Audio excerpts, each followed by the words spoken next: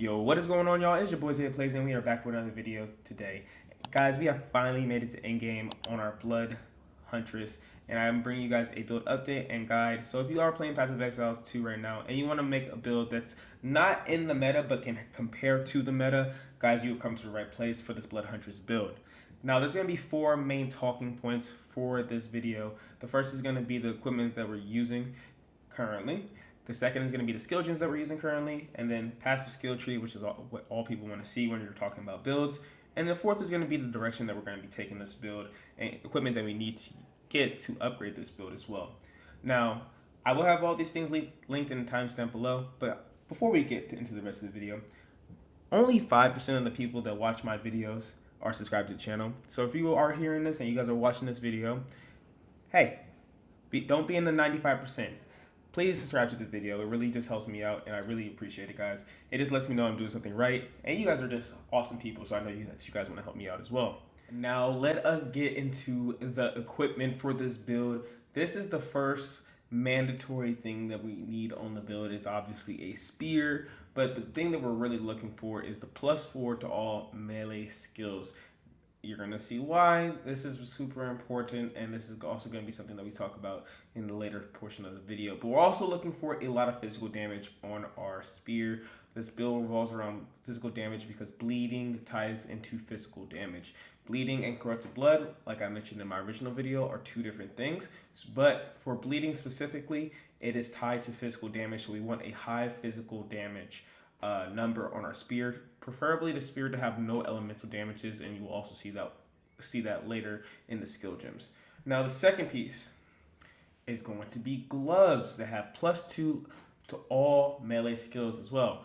We also want to look for increased physical damage. Obviously the lightning damage isn't preferred, but it's just there. We also want life. We want life on pretty much every piece of armor that we can get life on. Moving to the rings, I just have some rings here. This one is just a unique ring I got. It's increasing our evasion rating and accuracy. We don't really use too many things that need accuracy anymore, but it is also increasing our dex as well. And who doesn't love some rarity of items found? You know what I'm saying? Again, now another ring. Physical damage. We're looking for iron rings. We want physical damage. I'm going to keep saying this. We want physical damage, and we want life. You know what also gives us life? Strength also gives us life. So we're looking for rings that have life, rings that have strength. Dexterity is just a nice bonus. Going over here to the other ring, guess what it gives us? Physical damage. You guys see the numbers. I'm not going to read all the numbers out to you guys. You guys can see it. Also going to give us 27 strength. That's a really big number. And we get some life when we kill enemies as well. The amulet. +100 to max life, +16 all attributes. This is, I'm not going to spoil it. If you guys want to know what I was about to say, make sure you guys stay into the part where we're talking about upgrading equipment, okay? All these other pieces of armor are interchangeable. All we're just looking for, high life, high strength, stuff like that. Mana is good as well, but we're also going to need to start looking for resistances as well because our resistances are super, super low right now. And that's going to might become an issue in endgame, but for right now, it hasn't been an issue. But like I said, we're just looking for things to have life, things to have strength on this build. Obviously, we want good boots as well, so we're going to have to find some better boots that have some life, have some strength probably. I don't know, actually, I don't know if strength can be on boots, now that I'm thinking about it. But we want move speed, we want life, we want strength for boots probably, because I'm pretty sure strength can be on boots. Now, this is why having so much life is super important. We're going to go down to the last two lines of this unique skills, whatever. Is it called skills? I guess you would call it skills, guys. Inflict corrupted blood for 5 seconds on block, dealing 50% of your maximum life as physical damage per second. And this stacks. So if you get multiple blocks, it is ticking. Let's say my health is currently 2020, I believe. Let's look at it real quick. I believe our health is 2020, so it's ticking for 1010 every second, but that stacks up to 10 times, so it's ticking for 10k, something crazy like that. Those are the main things that we're running for this build. Like I said, all these pieces are interchangeable as long as they have life and as long as they have physical damage, or it's not physical damage. Physical damage, yes. Life, physical damage, and or strength. As long as they have those, they can be won on this build. We have three main moves that we use on this build. The first is going to be Rake, which you dash towards an enemy performing a lacerating slash, inflicting bleeding on all enemies struck. And it deals up to 100%, 30% more damage based on the distance traveled. Also 100% more magnitude of bleeding inflicted. So the bleeding that you inflict from Rake is going to be a lot stronger than the bleeding that you inflict from just any other thing that you might inflict bleeding from. This is originally level 14, but because of all the modifiers that we have from our weapon and our armor, it is currently level 20, which is a big reason why I'm running those pieces of armor, because this increases the bleed damage that we're doing. Also, this increases the raw damage that the actual attack does. The next move that we also use is Blood Hunt. And if you guys have watched the original video, not too much has changed from that build for the skill gem. So if you guys have, you can skip to the passive skill tree if you really want to. I suggest that you watch through because I might just drop some gems that I didn't drop in the first video. But yeah, Blood Hunt has that same +6 from the global modifiers that Rake does because it is a melee attack. Lunge at a target, skewer them. Hitting an enemy that has suffered blood loss will cause a blood explosion and also consume bleed. The skill cannot be ancestrally boosted. We don't really care about that. If you see me in streams, you can see when I like get their health bar pretty like, let's say 1/4 is left, and I from the bleeding, and I just blood hunt, they're pretty much dead. Bloodhound's Mark. This is basically we can cause stun buildup from bleeding the enemy, and it's just another way to stun them. I should say, not parry them. It's not another way to stun them. And then I guess the main move that we're using, this Herald of Blood. Let's talk about Herald of Blood first. Herald of Blood is going to be good for clearing maps. When active, killing an enemy with blood loss will cause a bloody explosion that deals physical damage to surrounding enemies based off the life of the exploded enemies, destroying their courses if the enemy was a normal or matched enemy. Explosion also has a chance to aggravate bleed, and basically aggravated bleeding treats the enemy that it's running, so it's going to cause 100% more damage to that enemy. 100% more damage to that enemy. I'm sorry. And then we have our main killer, honestly. If you can find a boss that really just hits you, and the move is parryable, yeah, that corrupted blood from this parry mechanic on our shield is really, really strong. Really, really strong. Especially when you get that thing to stacking. And sometimes your stun bar doesn't go up. I don't know if that's a glitch or if it's just because I have a higher stun buildup, or stun threshold, I should say. But yeah, our parry move has been really good for this build.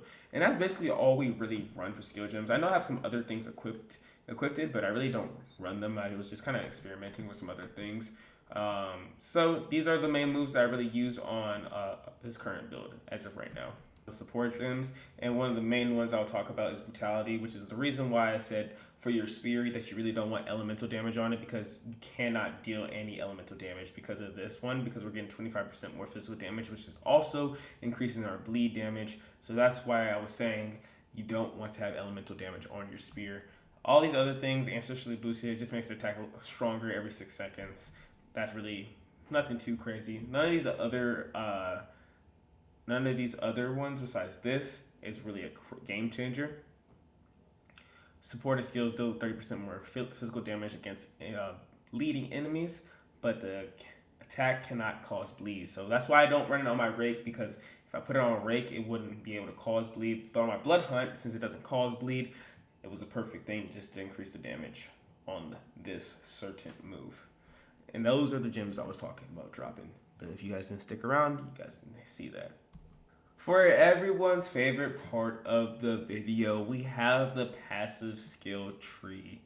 And guys, when I say this passive skill tree, it's taken a lot to really figure out where I wanted to take this build in the passive skill tree, but it has gotten to a pretty good place.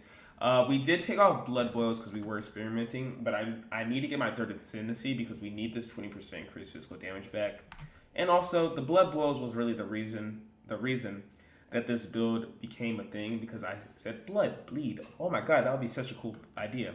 But coming down here, 25 reduced spear, but that's not what we have. Excuse me. We have 30% reduced mana. This build does not need a lot of mana. This build, I think I have 400 mana currently. Yeah, 431. I rarely ever run out of mana, and that might change going into maps, which might make me change all of these other things. But for right now, having a 30% reduction to mana has not impacted my playthrough on this build at all. It's been really easy.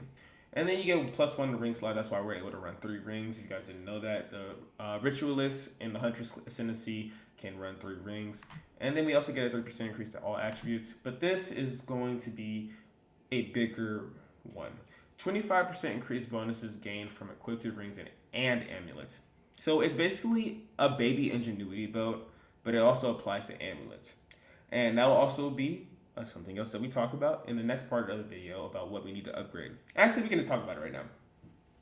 This is going to be a mashup of passive skill tree and things we need to upgrade. The reason why I was saying amulets, right, is because there is amulets that give you +4 to all melee skills. And then that will get a 25% increase bonus gained from equipped rings and amulets. I just have not found one that has enough life or attributes, specifically strength, that I have liked yet on the trick website. If you guys have one and you guys want to help a boy out, I'll definitely pay you guys the right amount, what it's going for on the trading website. But I just have not found one that I've liked as of yet. But that's the reason why I switched over to this build this part of the ascendancy versus keeping the 20% physical damage, because I saw that and I saw that the it will boost the melee skills. So that's just like maybe one, maybe two, maybe 2 levels. I don't really know. Probably just 1 level that is going to be extra level that's going to add to the build.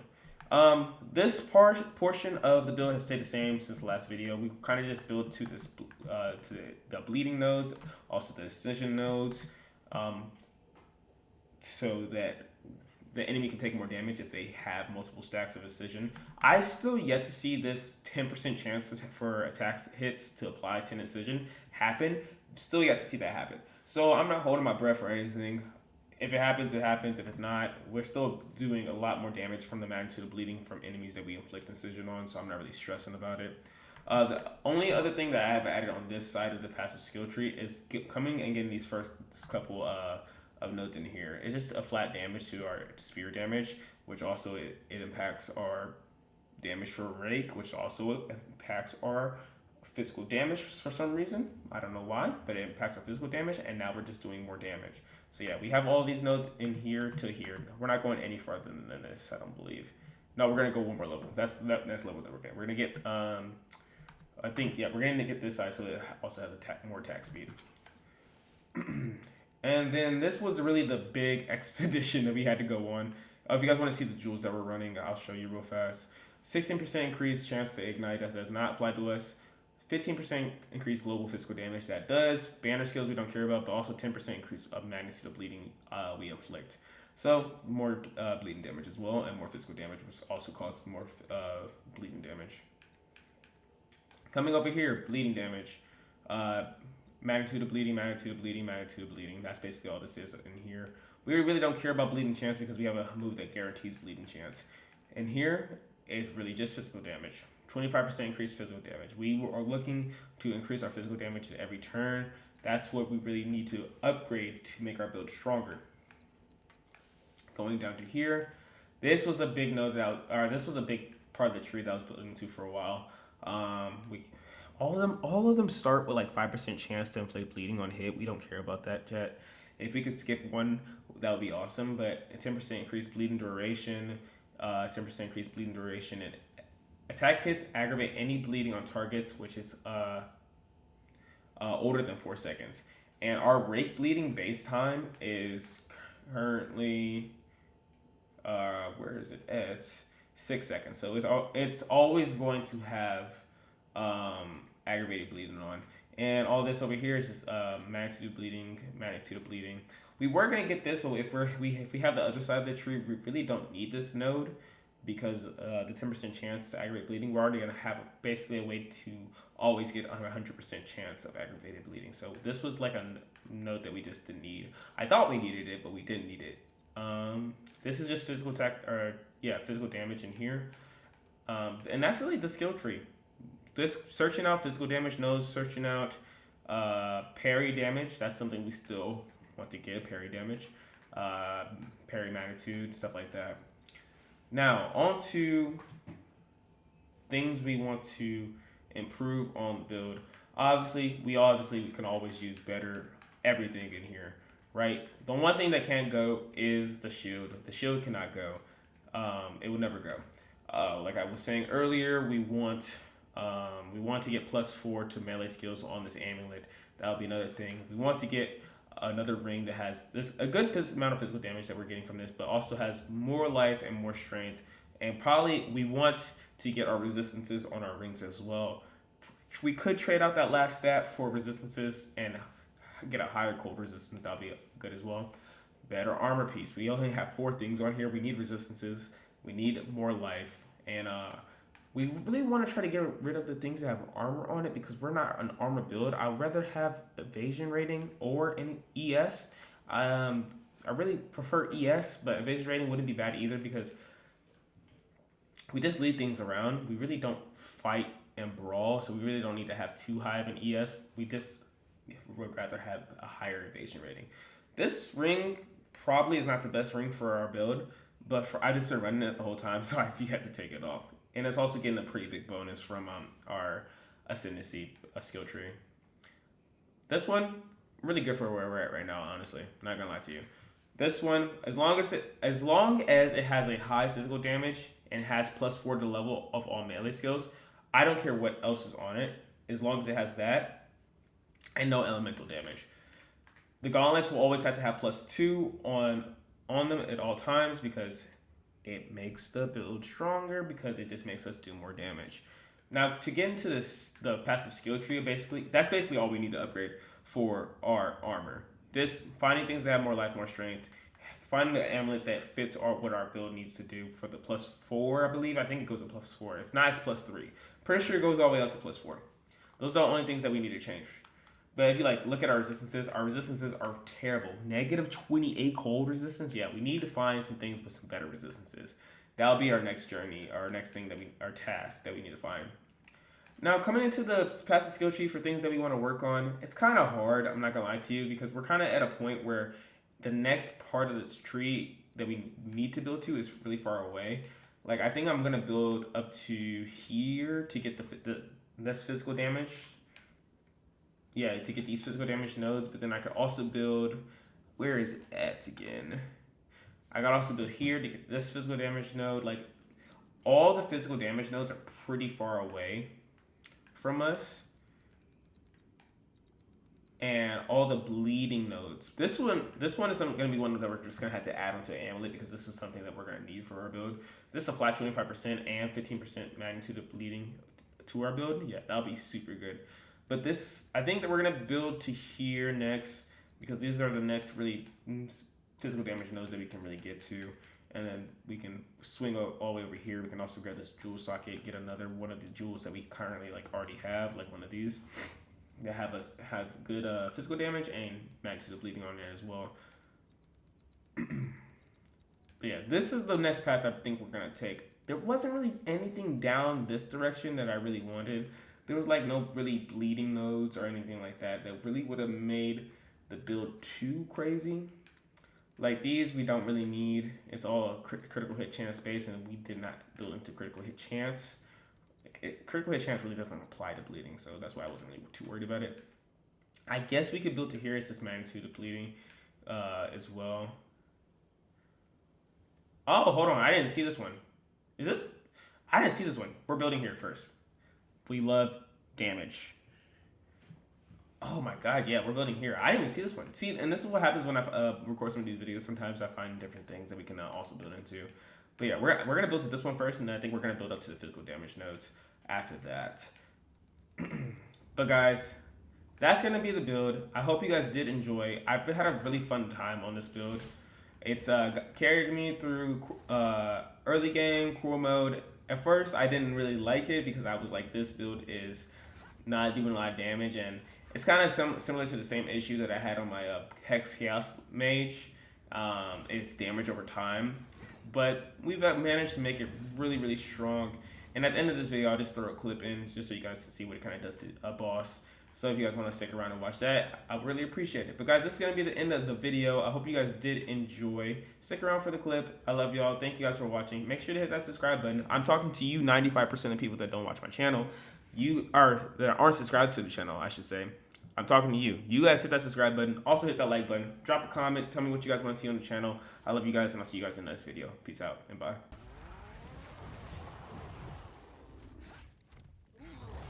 Embrace corruption.